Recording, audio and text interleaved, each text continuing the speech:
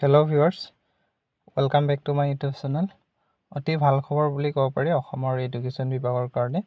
আৰু এডুকেশ্যন বিভাগৰ আপোনাৰ LP স্কুলৰ পৰা ধৰি আপোনাৰ হায়াৰ ছেকেণ্ডেৰীৰ পৰা ধৰি আপোনাৰ টিচিং এণ্ড নন টিচিঙৰ পৰা ধৰি অতি ভাল খবৰ বুলি ক'ব পাৰি। আৰু যোনসকল টেট কোৱালিফাইড কৰি থৈ দিছে আপোনাৰ, আৰু টেট যোনসকল পাৰ্টি আপোনাৰ টেট দিম বুলি ৰৈ আছে, তেওঁলোকৰ বাবে অতি ভাল খবৰ বুলি ক'ব পাৰি। কাৰণ অসম চৰকাৰৰ ফালৰ পৰা বহুত আপোনাৰ ভেকেঞ্চি, এডুকেশ্যন বিভাগৰ ভেকেঞ্চি আপোনাৰ অনুমোদন কৰিছে কেবিনেটে। গতিকে কোনটো আপোনাৰ LP স্কুলৰ ক্ষেত্ৰত কিমান ভেকেঞ্চি আছে, আপোনাৰ হাইস্কুলৰ কিমান ভেকেঞ্চি আছে, UPৰ ক্ষেত্ৰত কিমান ভেকেঞ্চি আছে, আৰু নন টিচিঙৰ ক্ষেত্ৰত কিমান ভেকেঞ্চি আছে, এইখিনি ডিটেইলছ আপোনালোকক মই এই ভিডিঅ'টোত জনাম। আপোনালোকে যদিও এই ন'টিচখন হাতে হাতে আছে যদিও মই থুলমূলকৈ ভিডিঅ'টোত আপোনালোকক কিছু কথা ক'ম বুলি ভিডিঅ'টো প্ৰস্তুত কৰিলোঁ, আপোনালোকে চাই থাকিব। আৰু এই অৰ্ডাৰটো আহিছে আপোনাৰ order by the governor of Assam বুলি দেখুওৱা হৈছে, আৰু ডেট পাব্লিছ হৈছে আপোনাৰ 10/6/2024 তাৰিখে পাব্লিছ হৈছে। গতিকে কিছুদিনৰ আগতে পাব্লিছ হোৱা, কিন্তু আমাৰ হাতত এইখিনি বস্তু আহি পোৱাই নাছিলে। গতিকে government of Assam, department of school education, Dispur, এইখিনিৰ পৰা আপোনাৰ বস্তুখিনি চাইছে।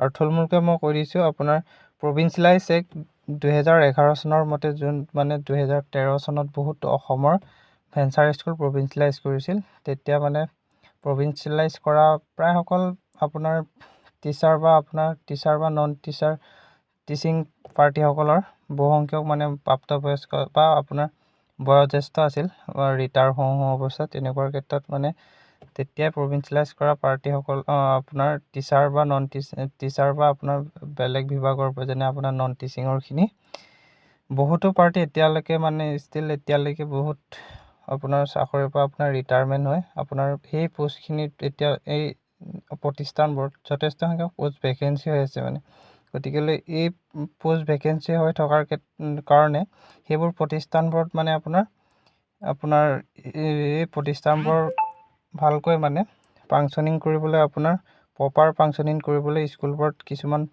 আপোনাৰ কিছু সংখ্যক আপোনাৰ নন টিচিং হওক বা আপোনাৰ টিচাৰ হওক, সেইখিনি বস্তু দৰকাৰ হৈছে, essential for the proper functioning of the school, তেনেকৈ দিয়া আছে। গতিকে এইখিনি বস্তুখিনি এখন স্কুলৰ পূৰ্ণাংগৰ কাৰ্যক্ৰমণিকাবোৰ আগবাঢ়িবলৈ এটা আপোনাৰ টিচিং এণ্ড নন টিচিং আপোনাৰ ভেকেঞ্চিবোৰ পূৰ্ণ কৰিব লাগিব। গতিকে তেতিয়াহে এখন স্কুলৰ কাম কাজবোৰ ভালকৈ নিয়াৰিকৈ চলি থাকিব। গতিকে সেইখিনি চলি থাকিবলৈ অসম চৰকাৰে বা আপোনাৰ কেবিনেটে এপ্ৰুভ কৰিছে 10 তাৰিখ আপোনাৰ মাৰ্চ 3 তাৰিখে 2024 তাৰিখে তেওঁলোকে অনুমোদন কৰিছে যে আপোনাৰ এইবোৰৰ স্কুলৰ ক্ষেত্ৰত এইখিনি বস্তুখিনি ভেকেঞ্চি আছে। গতিকে ইমানখিনি LPৰ ক্ষেত্ৰত আপোনাৰ টিচাৰৰ ক্ষেত্ৰত আপোনাৰ 9655টা পোষ্ট আপোনাৰ অনুমোদন জনাইছে আপোনাৰ কেবিনেটে।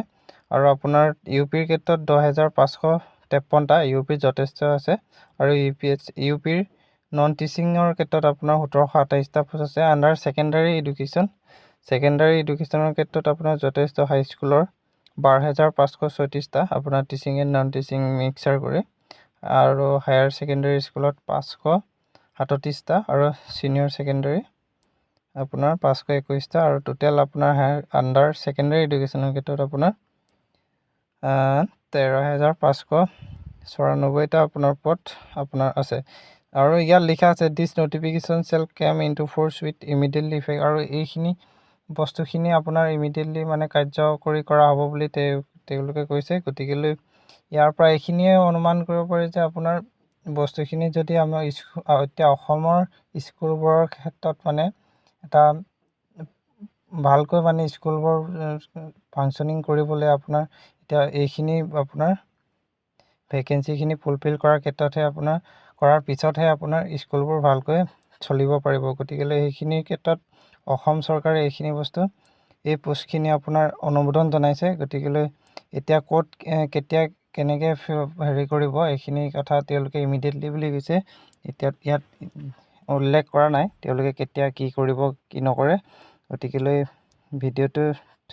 ন'টিচখনত এইখিনি কথাই উল্লেখ আছে। গতিকে খুব ভাল খবৰ বুলি ক'ব পাৰি। যোনসকল আপোনাৰ আছাম টেট ক্লিয়াৰ কৰি থৈছে বা আপোনাৰ আগন্তুক আছাম টেট বা আপোনাৰ চি টেট টিম বুলি ৰৈ আছিলে এতিয়া বহুতে আপোনাৰ বি এড পাছ আউট হৈছে আপোনাৰ DLED পাছ আউট হৈছে তেওঁলোকৰ কাৰণে অতি ভাল খবৰ বুলি ক'ব পাৰি যথেষ্ট সংখ্যক পোষ্ট আৰু গোটেইটো মিলাই আপোনাৰ চাগে আপোনাৰ বহুত সংখ্যক পোষ্টে হ'ব 21,000 আপোনাৰ 13,000